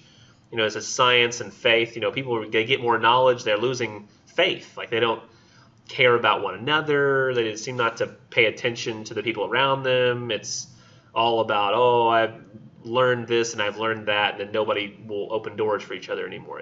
People are just kind of losing their sense of humanity as they become more and more hyper-educated and learn about the science and the way the world works, and they start forgetting things like religion. And he talks about that. He says that that's not good. He says, I would hate to think that one day we'd lose our humanity and not be as hospitable as we are now. But yet, continued Gabriel, his voice falling into a softer inflection, there are always in gatherings such as this the sadder thoughts that will recur to our minds. Thoughts of the past, of youth, of changes, of absent faces that we miss here tonight. Our path through life is strewn with many such sad memories, and were we to brood upon them always, we could not find the heart to go on bravely with our work among the living. We have all of us living duties and living affections which claim, and rightly claim, our strenuous endeavors. So despite the fact that he's talking here about humanity and how important that is, and to remain hospitable and to always think about other people, he says that if we spend too much time brooding on the past, on the dead, then we're not going to be able to pay enough attention to what we're doing in the now and our living lives and those around us. It's like, so we need to not spend so much time thinking about the past, not spend so much time worrying about those who were already gone. You know, kind of like Shakespeare said in that poem, if thinking on me when I brings you, you know, the world should mock you with sweet moan or something like that. I don't know. So he says, therefore, I will not linger on the past. That's essentially what he comes to. He's like, humanity, hospitality, important. Lingering on the past, not so much. We don't need to linger on the past. I will not let any gloomy moralizing intrude upon us here tonight. Here we are gathered together for a brief moment from the bustle and rush of our everyday routine. We are met here as friends, in the spirit of good fellowship, as colleagues, and also to a certain extent in the true spirit of camaraderie, and as the guests of, what shall I call them? The three graces of the Dublin musical world. And it says, I like this part, because it says, the table persons who applause and laughter at this sally, because they're known for being, they support the musical world in that area in Dublin. And also, one of them, I think, is quite good at singing and one piano. And then Aunt Julia vainly asked each of her neighbors in turn to tell her, wait, what did he say? It says, he says we're the three graces. What? I don't understand. What? And she's like, who cares? So, like, he keeps going. And it's just like the old day, like, what? What is it? I couldn't understand. What did he say? I don't know. I like that insertion of, like, this important speech, and then it's got the ladies can't understand what he's saying. He said, ladies and gentlemen, I will not attempt to play tonight the part that Paris played on another occasion. I will not attempt to choose between them. Somebody know what Paris, you know Paris is? Trojan War, what Paris had to do? Yeah.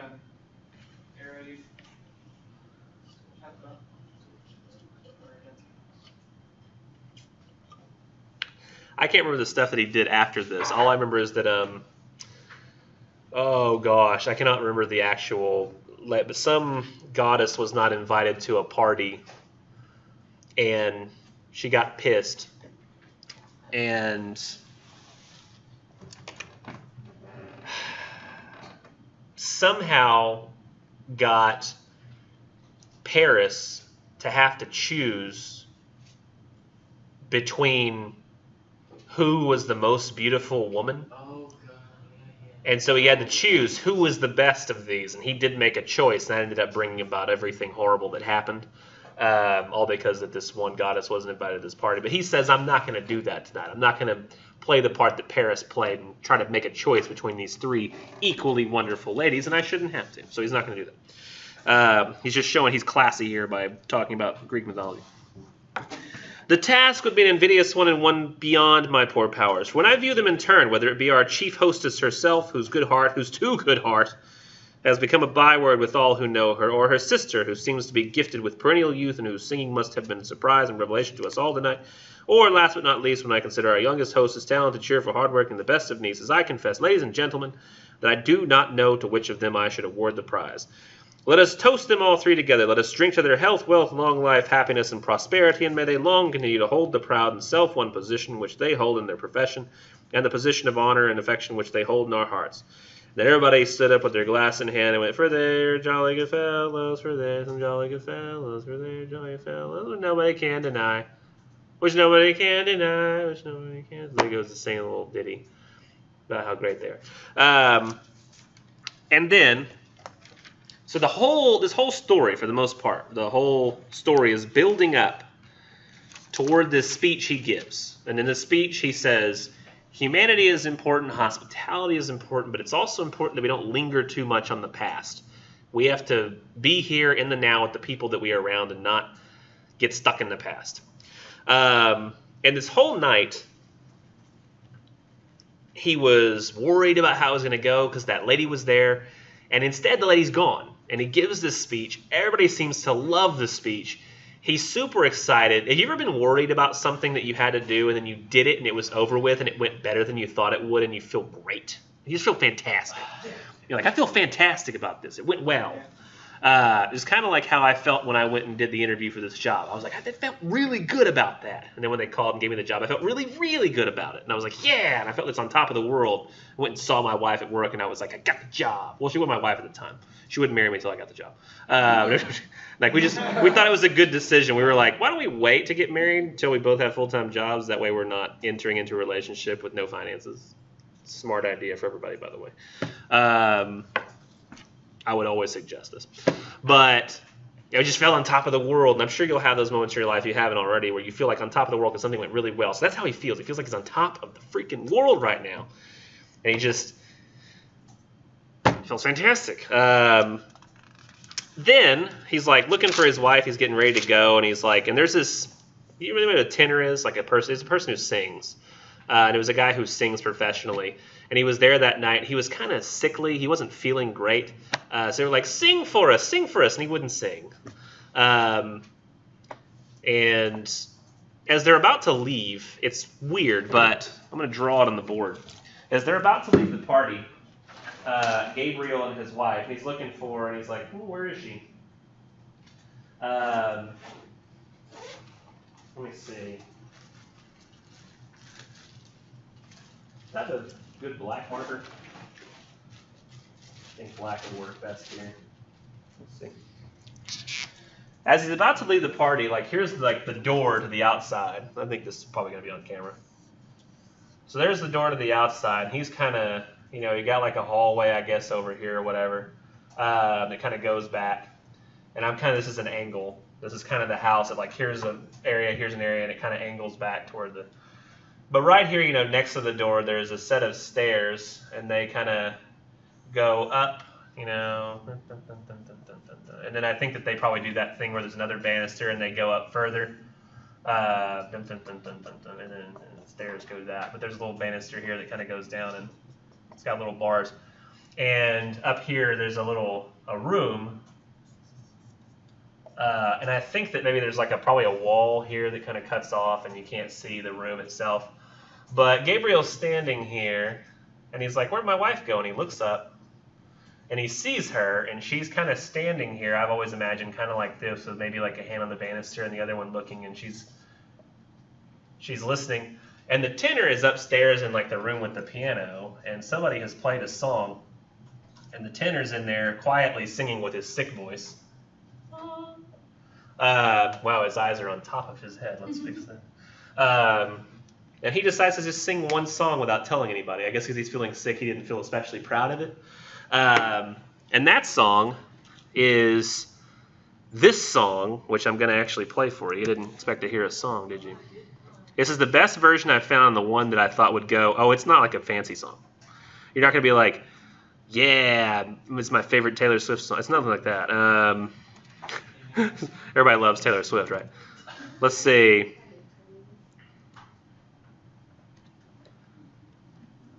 I'm actually going to... Like, you're going to be like, what? It sounds like almost like a church song, and I'm just going to play it through these speakers, not the whole speakers of the... This might actually be really loud, but we're going to play it anyway.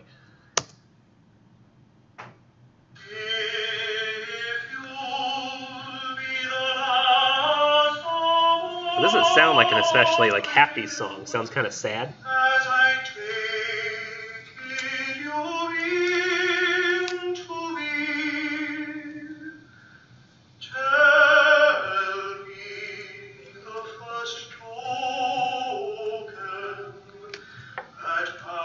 It's a pretty sad song.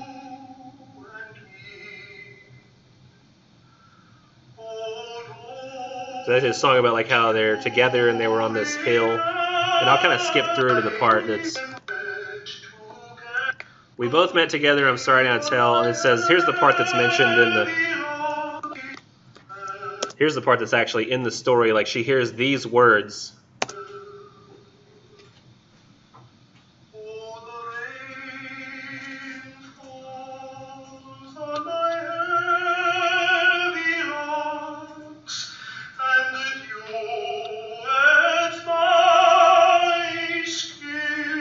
She's hearing this, and he's watching her, and that's going on up there.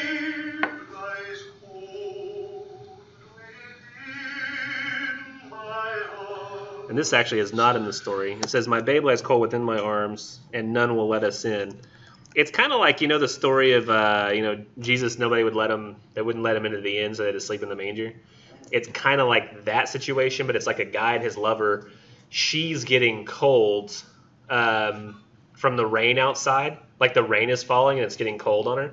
And so she's starting to get kind of sickly, and nobody will let them inside to like sleep or like so that she can dry off and feel better. And so like this is weird because like the page before is where 2 pages before he finished his story or his speech. Then you have this really somber song sung by a sick tenor in a room at the top of the stairs. With a piano, like, so he's in a, you ever heard like music coming from a farther room, like far away? So you hear it and it kind of sounds muted, and it's a sick guy singing, but he's got a good voice. You can tell he's just not feeling well, and his wife is sitting there watching, and so it's almost like a sad, somber moment, but he's all worked up and happy because he gave this speech. He feels fantastic.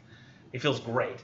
And in fact, after this, they go, and she says, what was the name of that song, Mr. Darcy, you were singing? He says, The Lass of Aughrim. And she's like, oh, right, yeah, I've heard that song before.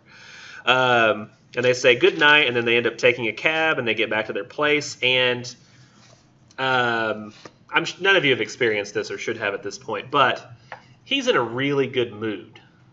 And they get back to their like hotel room, and he's in a really good mood, and he's feeling good. And he's like, when he's feeling really good, and he feels like happy about who he is. So he starts making kind of advances toward his wife. And he's like, it was a great night, wasn't it? Speech went well. Fantastic, huh? Fantastic. And he's kind of trying to drop the hints. And like she seems like she's kind of out of it. Like she was fine at the party earlier, but now she seems like she's a bit out of it. He's feeling really frisky.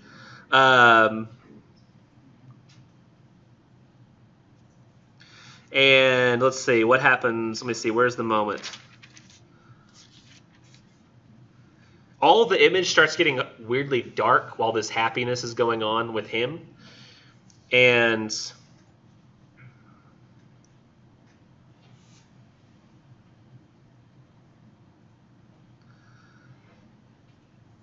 is like, he sounds excited, and he's like, her face looks so serious and weary. He says, you look tired, and she says, I am a little. You don't feel ill or weak? No, tired, that's all.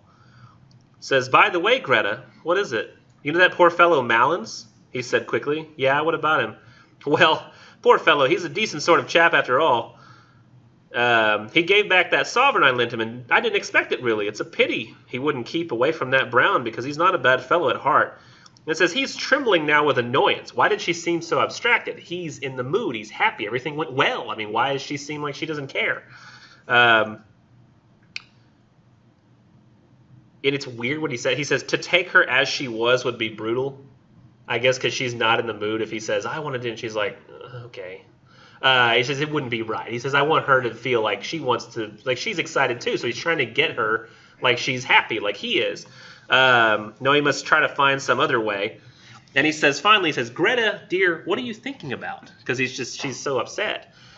Or seems like she is. And she did not answer nor yield wholly to his arm. And he said again softly, he says, tell me what it is, Greta. I think I know what is the matter. Do I know? Let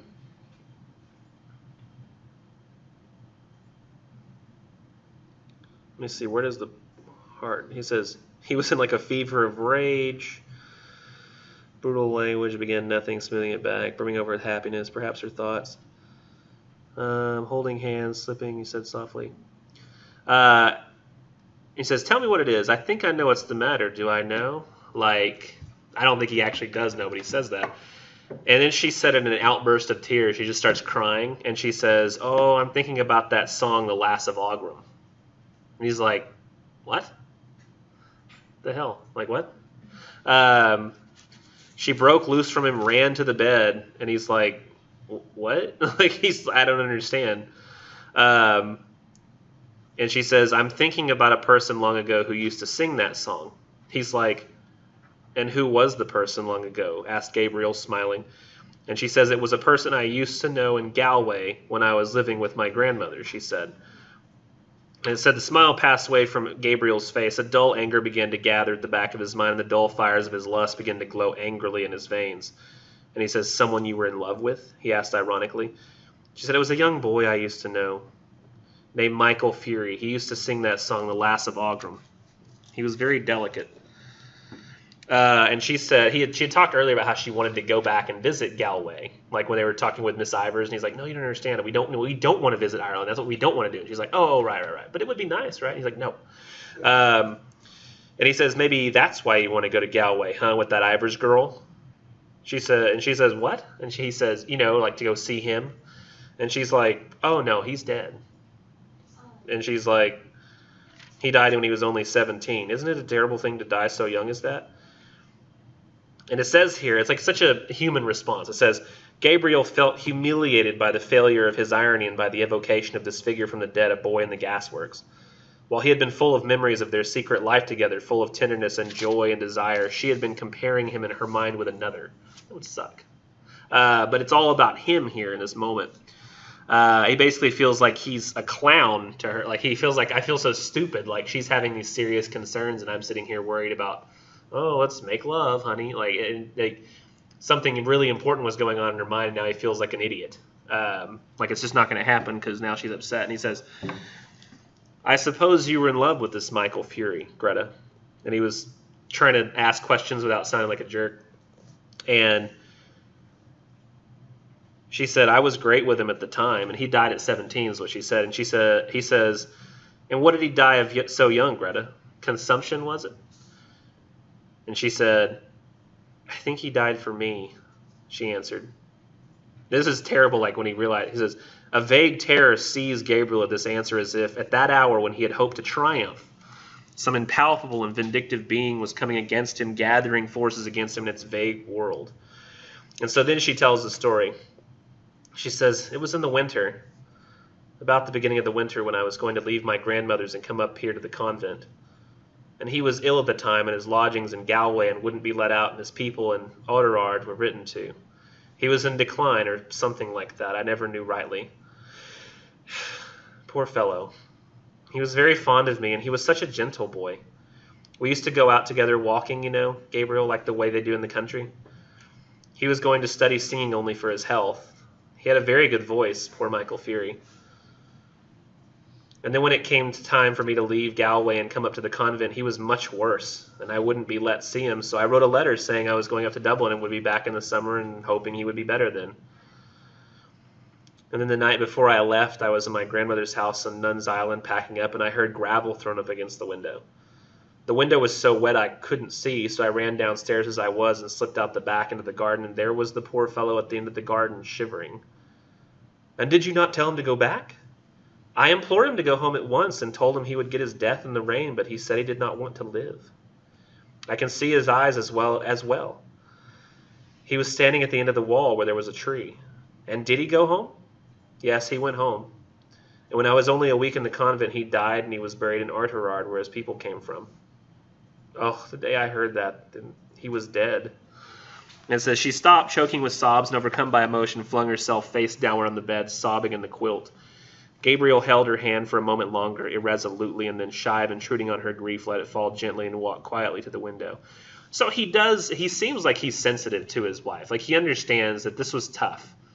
And, like, he feels bad now about the way he felt before. And he was, like, so worked up and happy and excited that he was getting pissed that she wasn't. But now he realizes there was this really serious moment that she was going through, and he becomes more tender. And that essentially a guy realized he was going to die and came and saw her one last time before he died, basically, because he was sickly and he knew it was going to happen. And then he ends the story with this, and I think, to me, and this is one of the reasons I'm reading it completely out loud, is that I really do feel like this is one of the greatest pages of fiction ever written. It's fantastic. Like, it really is just good, and the feelings that are here and, like, his realization. He ends up going completely against his whole speech that he gave earlier about forgetting the past. He's like, no, the past is here, and we can't do anything but deal with it, and it's important that we do. It says she was fast asleep. Gabriel, leaning on his elbow, looked for a few moments unresentfully on her tangled hair and half-open mouth, listening to her deep-drawn breath. So she had had that romance in her life. A man had died for her sake. It hardly pained him now to think how a poor part he, her husband, had played in her life. He watched her while she slept as though he and she had never lived together as man and wife. His curious eyes rested long upon her face and on her hair, and as he thought of what she must have been then in that time of her first girlish beauty, a strange friendly pity for her entered his soul. He did not like to say even to himself that her face was no longer beautiful, but he knew that it was no longer the face for which Michael Fury had braved death. Isn't that messed up? Perhaps she had not told him all the story. His eyes moved to the chair over which she had thrown some of her clothes. A petticoat string dangled to the floor. One boot stood upright, its limp upper fallen down. The fellow of it lay upon its side. He wondered at his riot of emotions an hour before. From what had it proceeded? From his aunt's supper, from his own foolish speech, from the wine and dancing, the merrymaking when saying good night in the hall, the pleasure of the walk along the river in the snow. Poor Aunt Julia, the one who couldn't hear him.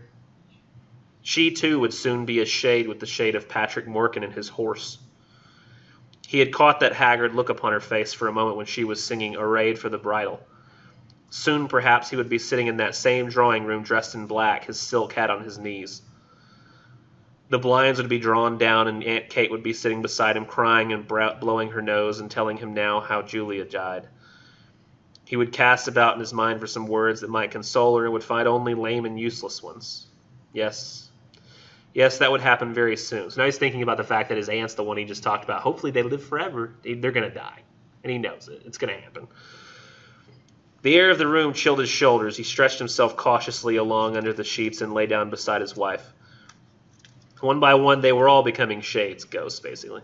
Better pass boldly into the other world in the full glory of some passion than fade and withered dismally with age. He thought of how she who lay beside him had locked in her heart for so many years that image of her lover's eyes when he had told her that he did not wish to live. Generous tears filled Gabriel's eyes. He had never felt like that himself toward any woman, but he knew such a feeling must be love. The tears gathered more thickly in his eyes, and in the partial darkness he imagined he saw the form of a young man standing under a dripping tree. Other forms were near. His soul had approached that region where dwell the vast hosts of the dead. He was conscious of, but could not apprehend, their wayward and flickering existence. His own identity was fading out into a gray, impalpable world. The solid world itself, which these dead had one time reared and lived in, was dissolving and dwindling. So everybody's dying. Everybody's getting there. And he wishes he had ever loved somebody as much as that guy loved his wife. Isn't that weird? He's like, I know that I've never felt that level of passion for her. Like the idea that I would die for her. He's like, I don't know that I've ever had to even come to close to a point where I felt that way. I feel like, and I said this on somebody's discussion post, it's kind of like, you know, Michael Fury was Ryan Gosling in The Notebook. And he's like the rich, happy fiance that she ends up leaving for Ryan Gosling. But instead, like in this story, Ryan Gosling dies. Then she meets the other guy and just marries him, and he never realizes that he wasn't the greatest she could ever have until this moment he does. And it's kind of like it's a sad realization. And then I think this last paragraph is really where it's at. Where it's at. What am I, like the 90s? I'm the 90s, like encapsulated. A few light taps upon the pane made him turn to the window. It had begun to snow again. He watched sleepily the flakes, silver and dark, falling obliquely against the lamplight. The time had come for him to set out on his journey westward. Yes, the newspapers were right. Snow was general all over Ireland. It was falling in every part of the dark central plain, on the treeless hills, falling softly upon the bog of Allen, and further westward, softly falling into the dark, mutinous Shannon waves. It was falling, too, upon every part of the lonely churchyard on the hill where Michael Fury lay buried. It lay thickly drifted on the crooked crosses and headstones, on the spears of the little gate, on the barren thorns. His soul swooned slowly as he heard the snow falling faintly through the universe, and faintly falling like the descent of their last sin upon all the living and the dead. So at the realization of like it really does show like how tender of a guy he really is at heart, because when she goes through this emotional kind of breakdown, all the thing that he'd worked on for, I guess, at least a few weeks, this speech, and like the point that he was trying to make is that it's very important that we remain hospitable and have our humanity, but we don't need to linger on the dead and the past. He completely reverses that idea in this last little section. When he sees his wife is so caught up in it, he's like, I do need to go back and visit my roots. We do need to think on the dead. We need to go visit the grave of Michael Fury. All these things need to happen. It's very important that we not lose touch with who we are and what we were, because sometimes there's wealth in that we don't need to let go. I think I've covered everything.